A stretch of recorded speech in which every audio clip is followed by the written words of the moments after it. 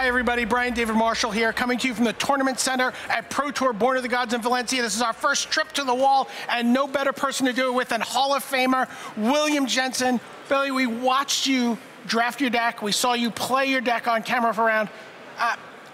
When you guys are doing, you're all holed up here in Spain for a week, preparing for this event. Like, how many drafts would you say you guys got in? Probably a little over 2 a day. We were here for like 10 days, probably, I don't know, 22, 23, quite a bit. And obviously, super high caliber of play. Oh, yeah. When you're talking about a team that has 16 Pro Tour victories. Yeah, seven or Kai. I mean, still, that's still more than any other team without Kai. Yeah. So, you know, what are you thinking about as you're sitting down to do a Born of the Gods pack?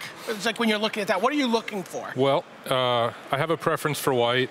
I actually prefer not to play red, although it didn't work out for me this time, but that's okay. But, you know, I just try to be open the best I can. I try to get, you know, read the packs and just do what I think is going to give me the best chance to win in my seat. I'm fine to draft an aggro deck if I think that's what's coming. I'm fine to draft a control deck, whatever. Do you find it's the format's very different with Born of the Gods? You know, mildly different? I think it's a little faster. Yeah. And also, like, my favorite deck, which was blue-black control and Theros, is probably a little weaker.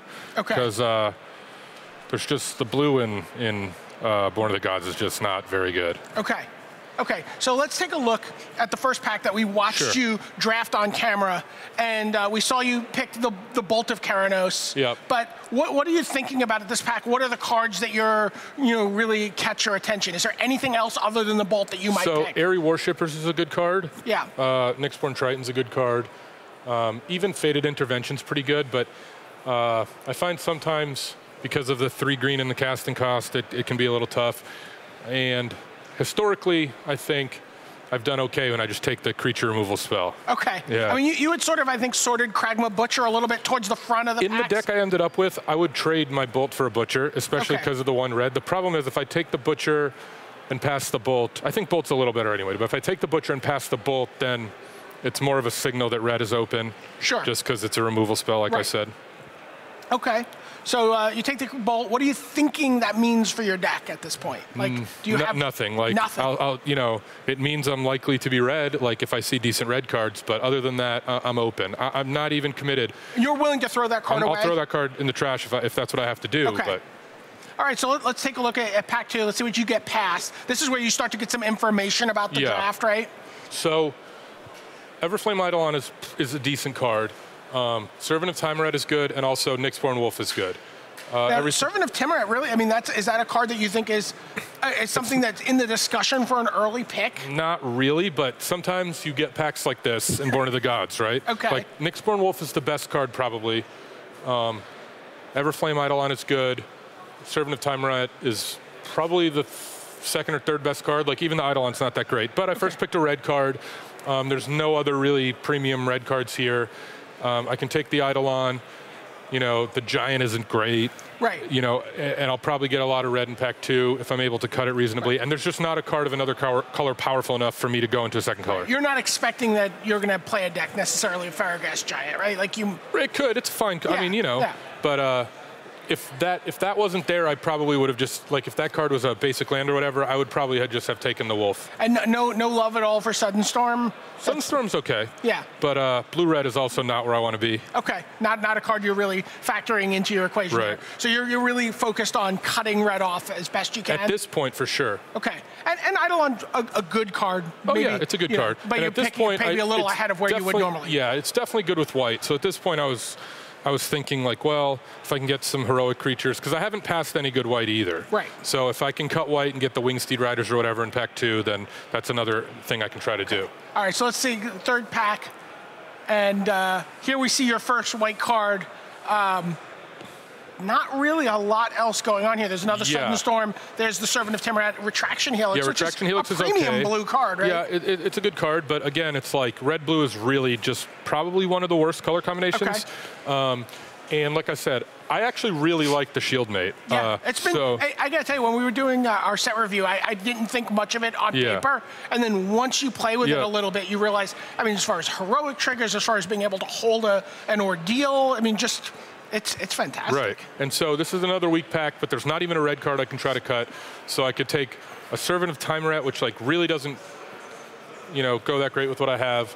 I want to kind of try to be white, and given that I haven't passed any white, I thought that if I took this, I could maybe get some white on the rebound. And Ragemonger's just invisible to you? I mean, it's fine. It's like it's a little bit better than Fellhide Minotaur. I mean, a little bit. Yeah. Okay. I'm clearly putting too much thought into that. Some card. people love it, but I mean, so far, you know, whatever. But not the Hall of Famers sitting in this draft deck. No. It's a fine card. I mean.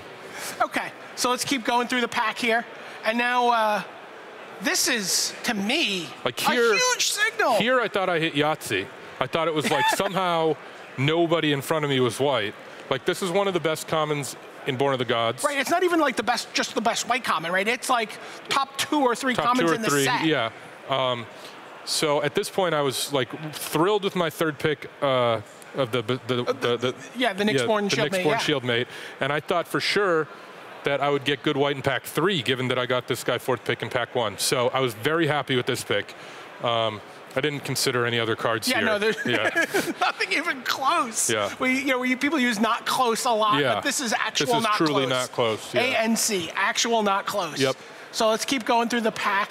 And so 5th pick, this also seems like a real big find. I mean, how good is Loyal Pegasus? It's pretty good. Having one, there's not a lot of good one drops. There's like Favored Hoplite. This guy is pretty good. If you play him turn 1 and 2/2 on turn 2, and you have some combat tricks or enchantments or bestow guys, it's hard for them to block. Right. Also, if you ever pick up multiples of these, and you can have some crazy draws. Given that my white is way better than my red at this point, like with and at least in my opinion, it's really like I'm taking it over a 1/1 bestow, which is I prefer this. Right, that's like your next pick, maybe out of here. Yeah, if that didn't exist, I would take that. But okay. So let's keep rolling through, and now this is really nothing here for you. That's amazing. How good is Fearsome Temper? Well, you know, it's okay on the heroic creatures. Turn 2, you play the 1/1, a crow and Skyguard. And you're turn 3, getting in for 4 air on turn elemental. 3. Yeah. Some decks just lose to that on the spot. So, and again, it's like, other than Retraction Helix. Yeah, blue maybe very open at the table. I don't know. We'll have to look at the whole viewer to really figure that out. And other than Retraction Helix, I'm passing nothing. I mean, this card's good, but I don't like red-green either, and I'm white, so I thought Fearsome Temper was a pretty easy pick here. And again, you're feeling like that third pick, the white cards are just going to come There is a possibility I could take Reckless Reveler. Like, some decks at the end of the draft want another 2-drop over this card, but I think the upside is way higher with the Temper. Okay, and heroic triggers. And all right, let's keep going. There we see Pinnacle of Rage over Mortal's Ardor. Impetuous Sunchaser seems like I kind of had you on the Impetuous Sunchaser when we're at the desk watching this. Yeah, I didn't even end up playing the Pinnacle, but sometimes if it's a curve topper, it can be really good. You know, get your last few creatures through. Sunchaser's good too in the right deck. I could have even taken the Temple. But given that I had a white 1-drop already, it's a bit tricky if you draw your 1/1, your white 1-drop with the Temple and you can't play it. I just stuck the Pinnacle because of the upside. This card's a little bit weak. I mean, definitely I would play it in a lot of decks, aggressive decks, but Mortal's Ardor, any thought to there's just enough combat tricks that you don't need to waste a pick here? I think that card's just not very good. Okay. All right, let's move on. I think this is our last pack. The last sort of unseen pack for you, and Farragex Giant. Nothing to write home about, but again, it's like Weight of the Underworld is okay. Nothing else is. Sure. It's kind of like Shrug Giant. Yeah. Oh well, I'll take the red card next. Yeah. All right. So then, what are you thinking about as we're heading into Theros? What are you expecting to see? What do you want to see? I want to see Wingsteed Riders, Wingsteed Riders, and combat tricks. That's pretty much it. So, I opened this pack. And I took Favored Hoplite, but Hopeful Eidolon is really, really good. Yeah, that was Randy and I were sitting there. Randy's like, "Which one do you take?" Yeah. He's like, "Hopeful," but you really this is not going to come around. And that's the thing. There's you might other get more bestows that might come by. This is more irreplaceable than this. I mean, the lifelink is really, really good, but certainly this ended up much better in my deck than this would. Okay, so we're going to look at 3 picks here. Okay. That seems that's an easy pick. Yeah, that's just okay, take it. And then Cavalry Pegasus over Nothing. Yeah, I was disappointed having to take this in a sense, but then you have to look at the pack and nobody's getting anything, right? We're already down to virtually no playable cards. Like the Temple's good, the Tormented Hero's good, Mnemonic Well's okay. Nylea's Presence again is okay if you're in the right deck. What do you think's happening to the other side of you, though, as you look at this? Well, to me, I thought about this at this time. I was like, what's going on? And then I looked at the pack and I said, I think this is just a weak pack. I don't think I'm getting cut. I just don't think there's any good cards. All right, so how did the rest of the Theros pack play out for you? Well, I ended up getting like a really, really late Phalanx Leader, something like 7th pick.